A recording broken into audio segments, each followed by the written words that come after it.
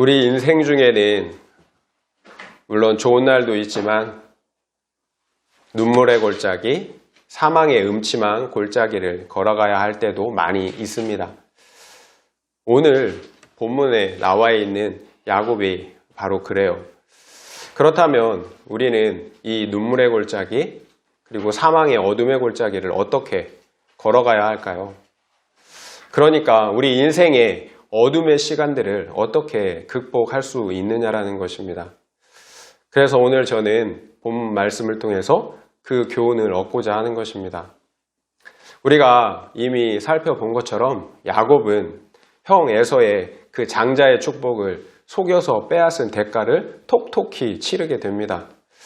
바로 형 에서가 동생 야곱을 죽이려고 하기 때문에 그런 거예요. 결국 야곱은 형 에서를 피해 사랑하는 가족을 떠나 저 멀리 이방 땅 하란으로 도망가야 하는 처지가 된 거예요. 그래서 오늘 본문의 내용은 야곱이 형 에서를 피해서 저 멀리 하란 땅으로 도망가는 도중에 일어난 일이에요. 야곱이 한날 해가 저물었을 때 한 곳에서 이렇게 유숙을 하게 됩니다. 야곱이 돌을 취해서 베개를 삼아서 잠을 자고 있는 중에 한 꿈을 꾸게 됩니다. 참 야곱의 정말 처지가 참 불쌍하게 된 것 같아요. 오늘 본문 함께 읽었던 본문 중에 13절, 14절 말씀을 함께 읽어보겠습니다. 13절, 14절입니다. 시작. 또 본즉 여호와께서 그 위에 서서 이르시되 나는 여호와니 너의 조부 아브라함의 하나님이요 이삭의 하나님이라. 내가 누워있는 땅을 내가 너와 내 자손에게 주리니 내 자손이 땅의 티끌같이 되어 내가 서쪽과 동쪽과 북쪽과 남쪽으로 퍼져나갈지며 땅의 모든 족속이 너와 내 자손으로 말미암아 복을 받으리라. 아멘. 야곱의 꿈 속에서 사닥다리 하나가 땅 위에 서 있었어요. 그런데 그 사닥다리가 어찌나 높게 솟아있는지 그 꼭대기가 하늘에 다 있었다라고 이렇게 얘기를 해요. 그런데 그 위를 보니까 하나님의 사자들이 그 사닥다리 위에서 오르락 내리락 하고 있는 거예요. 더 놀라운 것은 야곱이 바라본 그 사닥다리 그 위에는 여호와 하나님께서 서 계셨다라는 거예요. 그 하나님께서 야곱에게 말씀을 하고 계세요. 하나님은 자신을 조부 아브라함과 그리고 이삭의 하나님 여호와라고 밝히세요. 그리고 이삭에게 복 주실 것을 약속을 하십니다. 그 복은 이미 조부 아브라함과 이삭에게 약속하셨던 언약의 복이에요. 우리가 다 아는 것처럼 그 복의 첫 번째 약속은 땅을 주시겠다라는 거예요. 그리고 두 번째 약속은 자손을 주시겠다라는 거예요. 곧 그 땅 사방에 티끌처럼 많은 자손을 주시겠다라는 거예요. 그리고 세 번째는 땅의 모든 족속이 너와 내 자손으로 말미암아 복을 받을 것이라는 것입니다. 그래요. 하나님은 조상들에게 약속하셨던 그 언약의 복을 야곱에게도 주고 있는 거예요. 그리고 또 한 가지를 말씀하고 계세요. 15절 말씀을 함께 읽어보겠습니다. 15절입니다. 시작. 내가 너와 함께 있어 내가 어디로 가든지 너를 지키며 너를 이끌어 이 땅으로 돌아오게 할지라. 내가 내게 허락한 것을 다 이루기까지 너를 떠나지 아니하리라 하신지라. 아멘. 15절 말씀은 크게 두 부분으로 나눠볼 수가 있어요. 먼저는 내가 너와 함께 있어 너를 지켜 이 땅으로 돌아오게 하겠다라는 거예요. 그리고 두 번째는 내가 내게 허락한 것을 다 이루기까지 너를 떠나지 않겠다라는 거예요. 어떻게 보면 같은 말인데요. 좀 다르기도 해요. 히브리 원문을 보면 첫 번째와 두 번째 사이에는 이유, 왜냐하면 해당되는 접속사 키라는 단어가 들어가 있어요. 그러니까 직역해서 다시 말씀을 드리면요. 내가 너와 함께 있어 너를 지켜 이 땅으로 돌아오게 할 것이다. 왜냐하면 내가 내게 말한 것, 곧 약속한 것을 다 이루기까지는 너를 떠나지 않을 것이기 때문이다 라는 거예요. 하나님께서 야곱과 함께 하세요. 어디를 가도 함께 하시고 지키세요. 그리고 반드시 약속의 땅으로 돌아오게 하신다라는 거예요. 구원을 이루신다라는 거예요. 그런데 그 이유가 거짓말하실 수 없는 하나님께서 자신이 하신 말씀을 다 지키시고 이루셔야 하기 때문이라는 거예요. 내가 말했기 때문에 그래서 너를 지켜준다라는 거예요. 그래서 하나님의 말씀을 붙잡고 있는 사람은 결코 망하지 않는다라는 거예요. 우리 속담에 하늘이 무너져도 솟아날 구멍이 있다라는 말이 있어요. 그러나 이 말은 모든 사람들에게 해당되는 말은 아니라는 거예요. 오직 하나님의 약속의 말씀을 붙잡는 사람들에게만 해당된다라는 거예요. 그래요. 말씀을 붙잡고 있는 사람들에게는 하늘이 무너져도 솟아날 구멍이 있다라는 거예요. 하나님은 자신이 약속하신 말씀을 반드시 지키셔야 하기 때문에 그래요. 인간은 신실하지 못해요.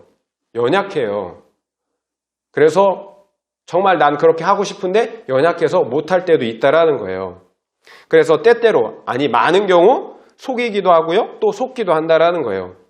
우리가 하나님을 신뢰하지 못하는 이유도 그런 것 같아요. 우리가 하나님을 사람처럼 생각한다라는 거예요. 하나님 역시 믿지 못할 사람처럼 생각한다라는 거예요. 그러나 하나님은 거짓말 하실 수가 없다라는 거예요. 왜냐하면 하나님께서 자기 자신의 말씀을 지키시지 않는다면 그것은 자기 자신을 부인하는 행위이기 때문에 그런 거예요. 하나님은 자기 자신을 부인할 수가 없다라는 거예요. 우리 인간은 부인할 수 있어요. 하지만 하나님은 자기 자신을 부인할 수가 없어요. 그래서 하나님의 말씀은 이 세상 어떤 것보다 확실한 보증수표가 된다라는 거예요. 저희 부부가 매주 수요일 저녁마다 한 집사님 부부와 함께 큐티 나눔 교제를 하고 있어요. 지난주에 그 남편 집사님께 제가 물어봤어요. 현재 가장 두려운 것은 무엇입니까? 이렇게 물어봤어요. 그러니까 그분이 말씀하시기를 불확실한 미래, 어떻게 될지 모르는 미래가 불안하다라고 이렇게 대답을 하더라고요. 공감이 되더라고요. 불확실한 미래가 우리를 두렵게 해요.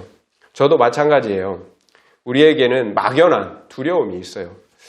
질병에 대한 두려움, 또 실직과 다양한 실패에 대한 두려움이 있다는 거예요. 특별히 아무것도 가진 것이 없는 절망적인 상황에서는 더더욱 그렇다라는 거예요. 지금 야곱의 심정이 딱 그래요. 막막해요. 야곱은 장자의 축복을 얻기 위해 모든 것을 걸어서 올인했어요. 그런데 자신이 생각하는 부와 명예와 같은 축복은 주어지지 않았어요. 오히려 모든 것을 다 잃고 떠돌아다니는 신세가 되고 말았다라는 거예요. 이것이 하나님 나라 예수 그리스도께 올인한 대가인가요? 분명 저는 지난주 말씀에서 우리가 우리 인생에 있어서 올인할 만한 가치가 있는 가장 확실한 것은 예수 그리스도라고 말씀을 드렸어요. 그런데 그 결과가 어때요? 가족도 잃고 집도 잃고 모든 것을 다 잃고 떠돌이 신세가 되고 말았다라는 거예요. 그렇다면 과연 하나님의 나라는 올인할 만한 이유와 가치가 있는 것일까요? 우리의 신앙이 흔들리려고 하는 거예요. 잘 되는 일보다 안 되는 일들이 많다라는 거예요.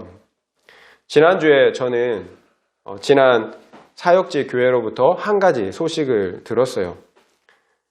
주일학교 때 가르쳤던 12살짜리 여자아이가 골육종, 그러니까 뼈암에 걸렸다라는 소식이었어요. 그래서 수술을 받아야 했어요. 가슴이 참 아팠어요. 인생이 왜 이럴까요? 그 아이에게 무슨 잘못이 있다고 그런 일이 일어났을까요?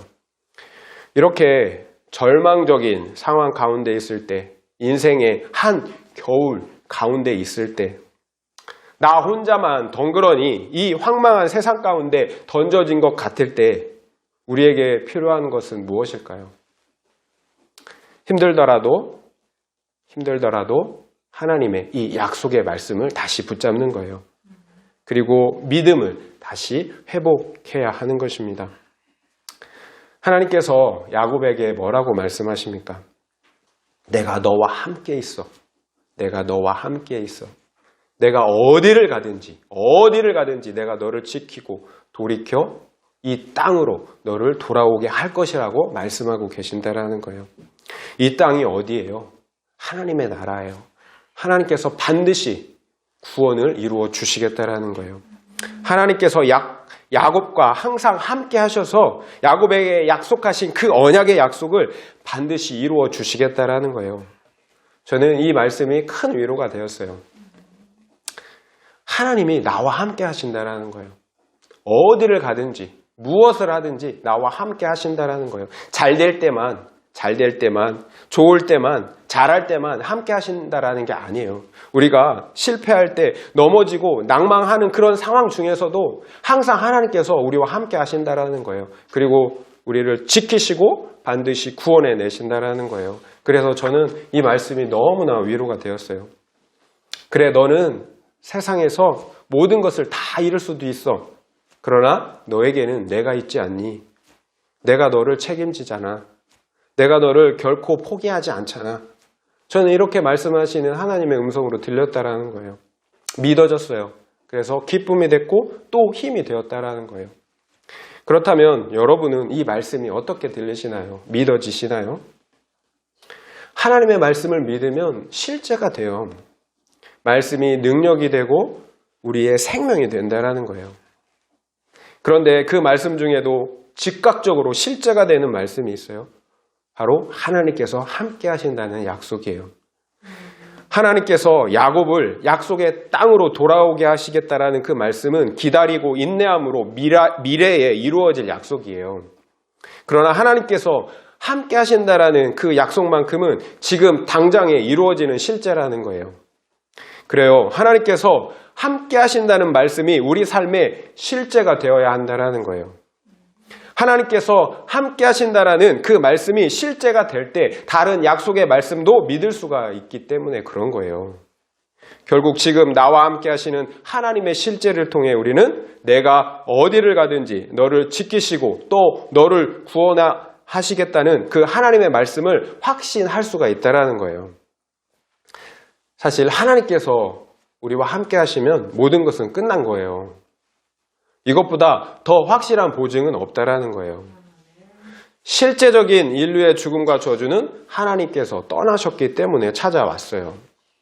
그렇다면 우리가 구원받고 생명을 다시 얻는 것 역시 하나님이 우리에게 돌아오면 된다라는 거예요. 따라서 하나님께서 지금 나와 함께 하시는 것이 구원과 생명의 가장 확실한 보증이라는 거예요.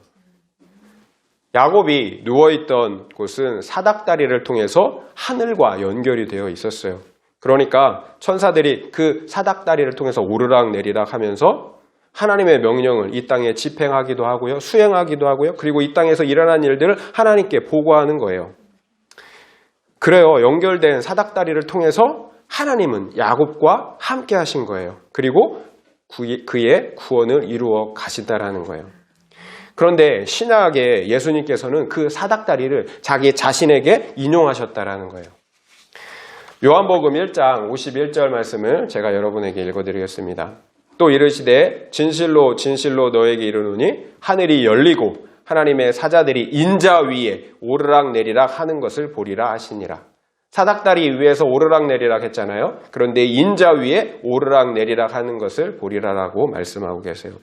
예수 그리스도는 천사들이 그 위에 오르락 내리락 하시는 야곱의 사닥다리라는 거예요.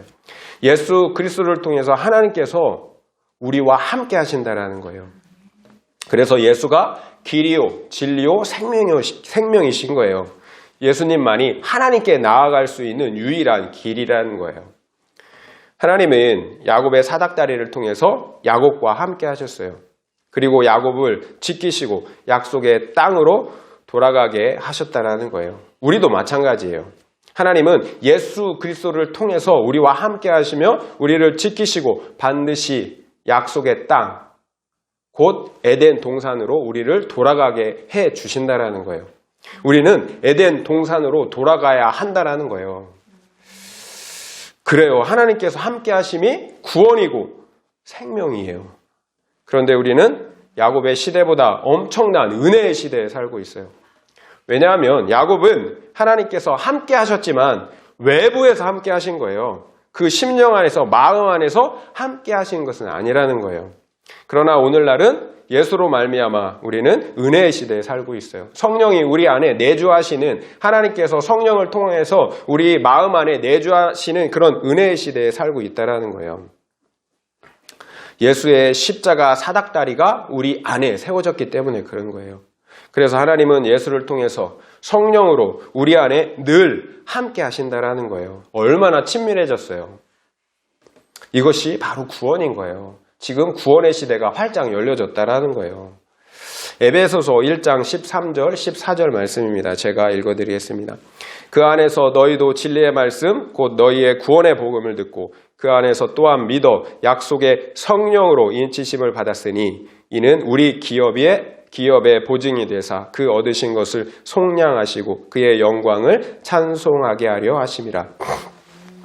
아멘. 진리의 말씀, 그 진리의 말씀, 바로 복음을 너희가 듣고 믿어서 성령으로 인치심을 받았대요. 그것이 우리의 보증이라는 거예요. 기업의 보증.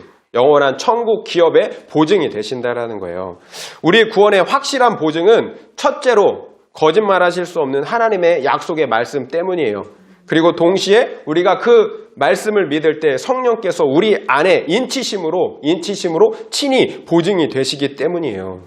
결국 성령을 통해서 함께 하시는 하나님의 실제가 최종적인 우리 구원의 보증이라는 거예요. 복음의 말씀이 여러분 믿어지시나요? 그리고 동시에 성령 하나님이 여러분의 마음 안에 계신다는 것을 알 수 있겠나요? 그렇다면 여러분의 구원은 흔들릴 수 없는 사실이라는 거예요. 먼저는 말씀을 믿음으로 붙잡으시길 바랍니다. 그리고 그 말씀 안에서 하나님의 함께 하심의 실제를 누리시길 바랍니다. 그러면 여러분 안에 있는 구원을 빼앗을 자가 없는 거예요. 그래요. 야곱이 예수 그리스도를 얻기 위해 올인했던 것은 옳은 선택이었던 거예요. 비록 모든 것을 다 잃은 초라한 인생 같을지 몰라도 예수 그리스도를 소유한 인생은 결코 망하지 않기 때문에 그렇다라는 거예요. 고린도후서 4장 7절부터 10절까지 말씀을 제가 여러분에게 읽어드리겠습니다. 우리가 이 보배를 질그릇에 가졌으니 이는 심히 큰 능력은 하나님께 있고 우리에게 있지 아니함을 알게 하려 함이라.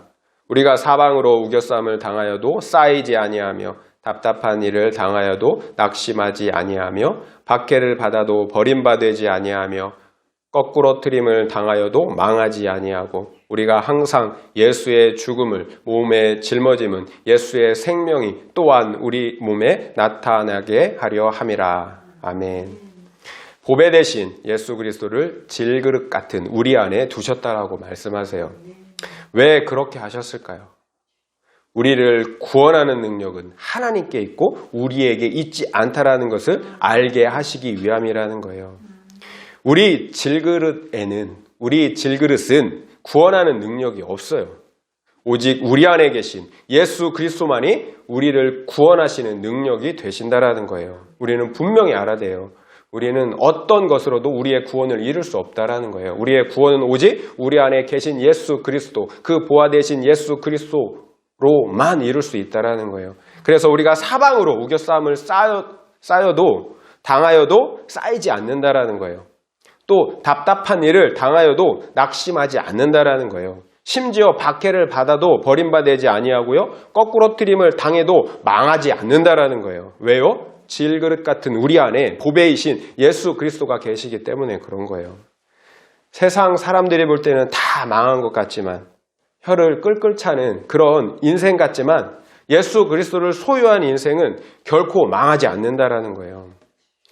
오히려 우리가 당하는 우겨쌈, 답답한 일, 박해와 같은 고난이 의미가 있어요. 그 고난을 통해서 예수의 죽음을 우리 몸에 짊어지기 때문에 그런 거예요.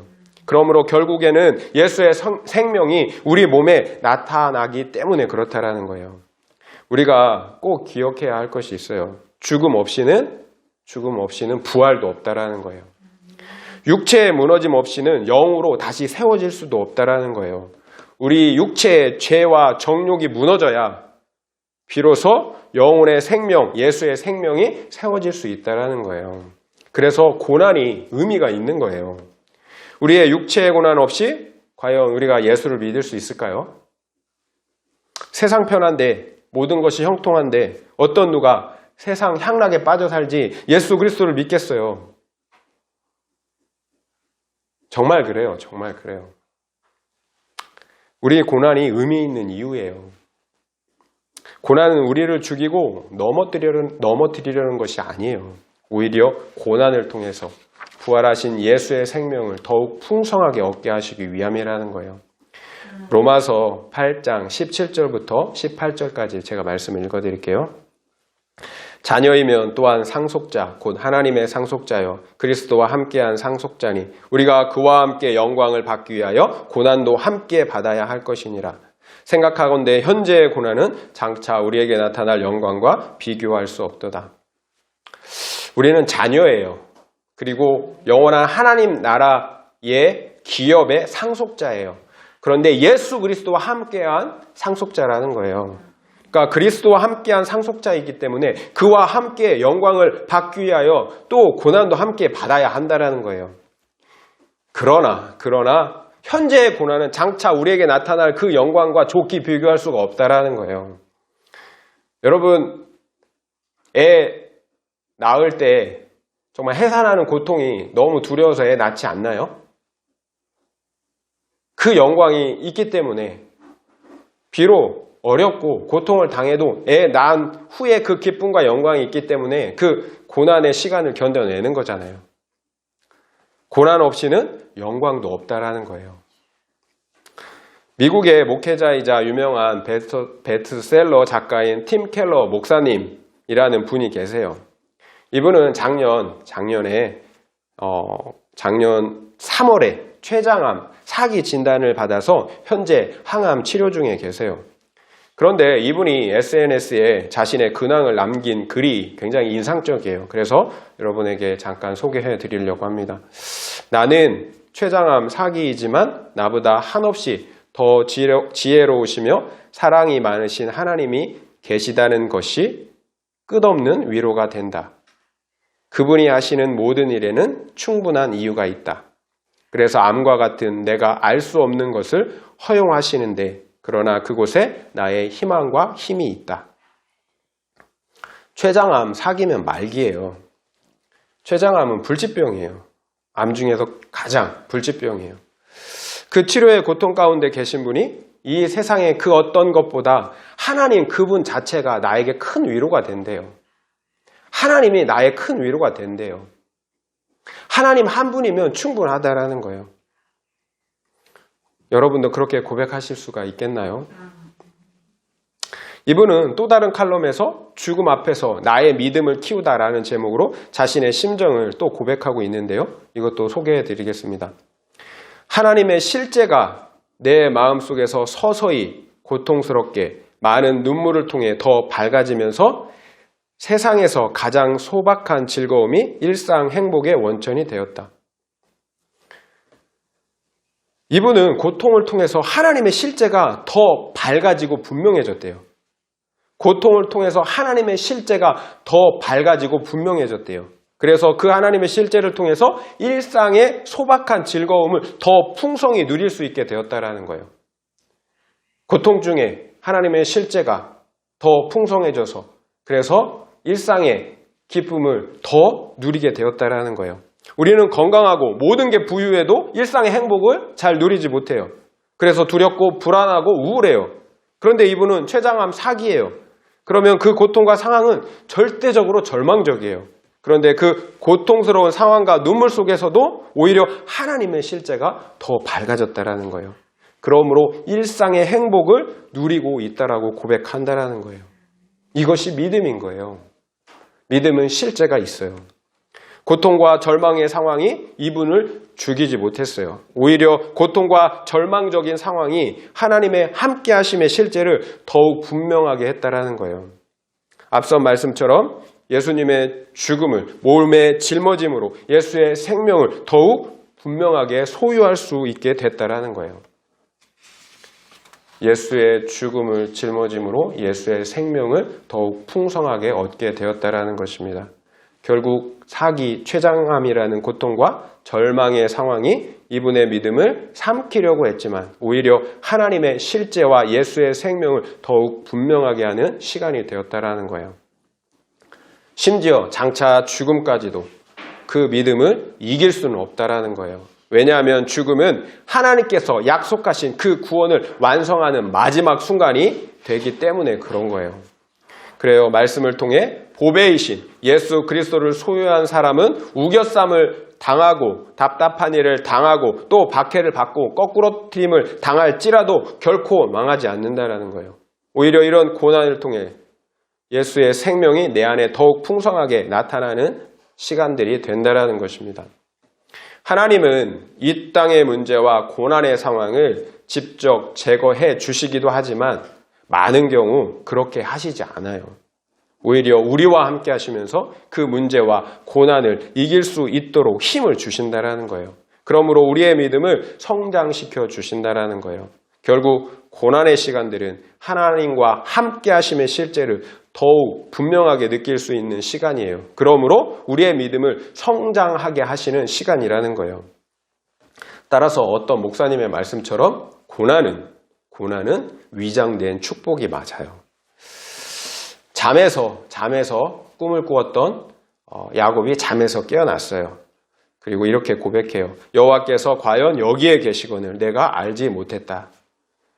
그리고 두려워하여 그곳을 하나님의 집이며 하늘의 문이라고 말해요. 그래서 그곳을 하나님의 집이란 의미로 베델이라고 부릅니다. 야곱은 자신이 베개로 삼았던 돌을 가져다가 기둥을 세우고요. 그 위에 기름을 붓고 하나님께 소원을 합니다. 그 소원의 내용은요. 만약 하나님께서 나와 함께 하셔서 나를 지키시고 평안히 돌아오게 하시면 첫째로 여호와는 나의 하나님이 되실 것입니다. 둘째로 내가 세운 이 돌이 하나님의 집이 될 것입니다. 셋째로 내게 주신 모든 소유의 10분의 1을 하나님께 드리겠습니다. 라고 이렇게 서원을 합니다. 요약하자면 만약 하나님이 나를 지키시고 구원하시면 여호와를 나의 하나님으로 믿고 섬기겠습니다. 그리고 그에 따른 구체적인 행동으로 예배와 11조를 드리겠습니다. 라는 것이에요. 그러니까 예배와 11조는 나의 모든 것을 하나님께서 주셨다라는 신앙의 고백이라는 거예요. 모든 것을 하나님께서 주셨습니다라는 신앙의 고백으로 예배를 드리고 또한 내 소유의 10분의 1을 드리겠다라는 거예요. 결국 야곱은 만약 하나님께서 나를 지키시고 평안히 돌아오게 하시면 여호와를 나의 하나님으로 섬기겠다는 조건적인 약속을 하고 있는 거예요. 왜 당장 여호와를 하나님으로 섬기겠다라고 이렇게 고백하지 못할까요? 이렇게 조건적으로 말할 수밖에 없을까요? 그 상황이 열악했기 때문이겠죠? 그런데 또 하나는 야곱의 신앙은 아직 조건적이라는 거예요.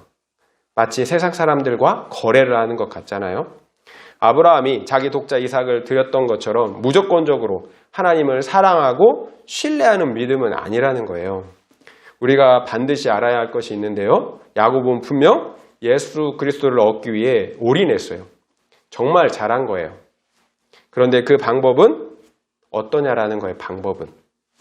그 방법은 속이고 뒤통수를 치는 것이었어요. 그 목적은 좋았지만 방법은 그렇지 못했다라는 거예요. 사람을 살리는 것이 아니라 상처 주고 죽이는 것이 되었다라는 거예요. 하나님께서 말씀하셨다면 하나님께서 하셔요. 그렇다면 야곱은 하나님의 말씀을 온전하게 신뢰하지 못했다라는 거예요. 그래서 하나님을 기다리지 못한 거예요. 자기 생각, 자기 방법으로 하고 말았다라는 거예요. 야곱을 통해서 땅의 모든 족속이 복을 받아야 해요. 이것이 하나님께서 약속하신 복의 내용이에요. 그런데 현재의 야곱을 보면 아직은 그런 인격, 그런 믿음, 그런 복의 사람은 아니라는 거예요. 결국 하나님께서 말씀하신 대로 축복의 사람이 되기 위해서는 연단의 시간이 필요하다라는 거예요. 훈련의 시간이 필요하다라는 거예요. 그래요. 하나님은 우리를 복의 사람으로 다듬고 훈련하시기 위해 고난의 시간을 허락하신다라는 거예요. 야고보서 1장 4절 말씀을 여러분에게 읽어드리겠습니다. 인내를 온전히 이루라. 이는 너희로 온전하고 구비하여 조금도 부족함이 없게 하려 함이라. 인내를 온전히 이루라. 우리 고난을 통하여서 인내를 이루라는 거예요. 너희로 온전하고 준비되어져서 조금도 부족함이 없게 내가 너를 만들기를 원한다라는 거예요. 하나님은 인내를 통해 우리를 조금도 부족함이 없는 축복의 사람으로 세워가길 원하신다라는 거예요. 그래서 때로는 고난과 시험을 허락하시기도 하신다라는 것입니다.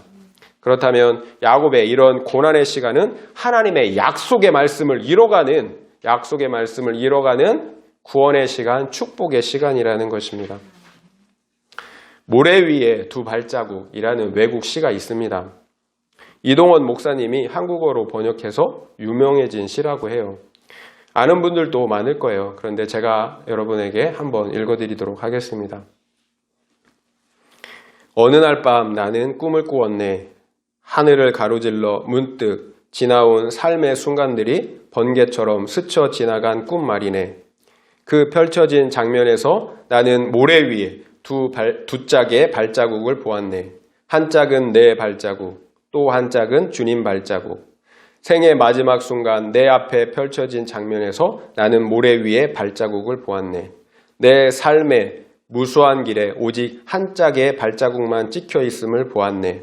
그때가 내 삶에서 가장 침울하고 슬플 때였음을 알았다네. 나는 의아해서 주님께 물어보았네. 주님, 제게 이렇게 말씀하지 않으셨나요? 내가 나를 따르기로 결심했다면 늘 나와 함께 걷게 될 거야. 그런데 주님, 한 짝의 발자국만 찍혀 있을 때가 제 삶에서 가장 어렵고 힘들 때였습니다. 주님, 왜 제가 주님을 그토록 필요로 할 때 저를 떠나 계시고 혼자 걷게 하셨는지 이해할 수가 없네요. 그때 주님은 이렇게 말씀하셨다네. 사랑하는 내 아들아, 나는 너를 사랑하고 너를 결코 떠난 적이 없단다.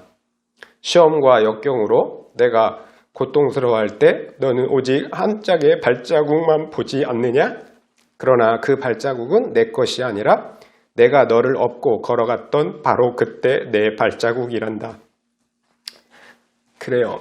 우리가 고난 가운데 있을 때, 어려운 시험과 역경 가운데 있을 때 저 혼자 걸어간 것 같은데 하나님께서 우리를 업고 걸어가셨다라는 것입니다.